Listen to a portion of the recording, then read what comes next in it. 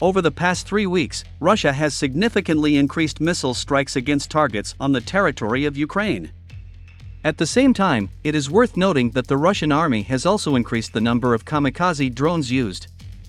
According to preliminary data, the Russian army used more than 3,000 kamikaze drones uranium-2, hitting numerous military facilities of the armed forces of Ukraine.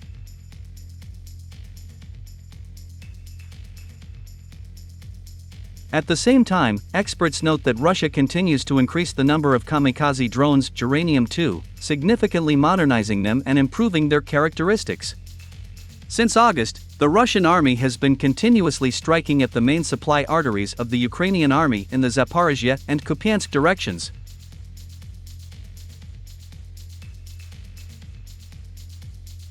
It was the successful missile strikes using kamikaze drones on large military logistics targets that deprived the armed forces of Ukraine of a stable supply of not only ammunition, but also food, which as a result also led to a complete failure of offensive actions not only in Zaporizhia, but also in the Bakhmut direction.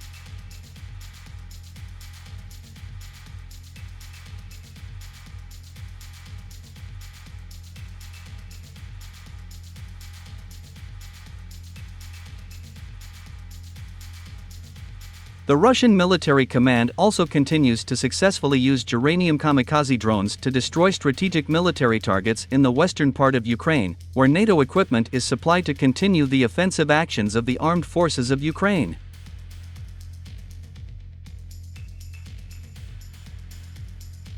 Moreover, Kyiv itself is still regularly subjected to attacks by uranium kamikaze drones, even though this city is practically stuffed with dozens of Patriot and Iris-T air defense systems.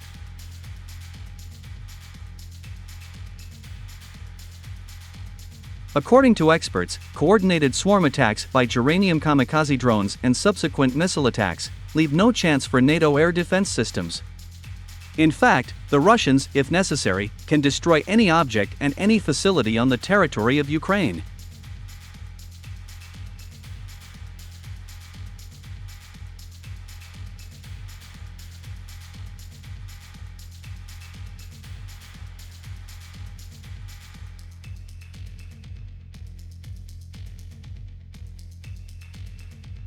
Polish expert Piotr Zakrzewski, in his article, notes that the Russian army has begun to use a new tactics of missile strikes, using kamikaze drones uranium-2.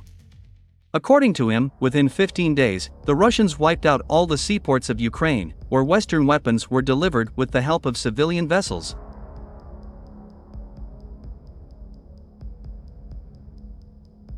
At the same time, the expert notes that these seaports were protected by NATO air defense systems, even better than Kyiv itself.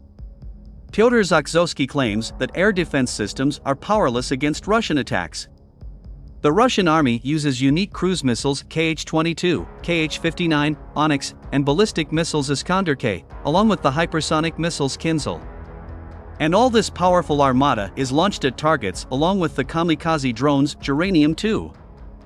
As a result, even military facilities with the most powerful air defense systems cover do not have a single chance to survive Russian missile strikes.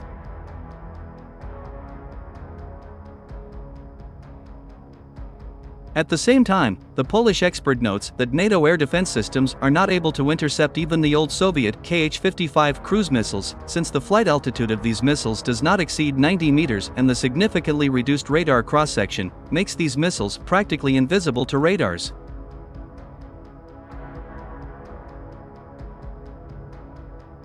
So, my friends, if the old Soviet missiles are still a big problem for NATO, then imagine what problems modern Russian missiles and drones can provide to the North Atlantic Alliance.